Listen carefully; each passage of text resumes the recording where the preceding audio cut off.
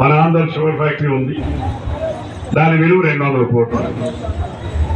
200 కోట్లు విలువ చేసే షుగర్ ఫ్యాక్టరీ మూసేస్తేనే అక్కడ ఉపాధి పోయింది, ఉద్యోగాలు పోయినాయి, అన్ని పోయినాయి మాట్లాడుతున్నామే.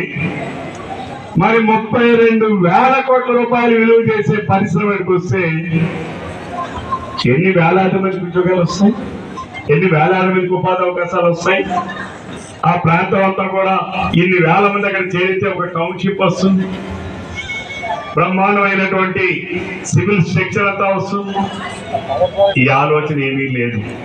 ఈ విమర్శించే వాళ్ళకి కేవలం రాజకీయ పబ్బం గడుపుకోవడానికి, మేము కూడా రాజకీయాల్లో ఉన్నామని చెప్పుకోవడానికి తప్ప వీళ్ళకి ప్రజలను బాగు చేద్దామనే కించిత్ ఆలోచన కూడా ఉండదు.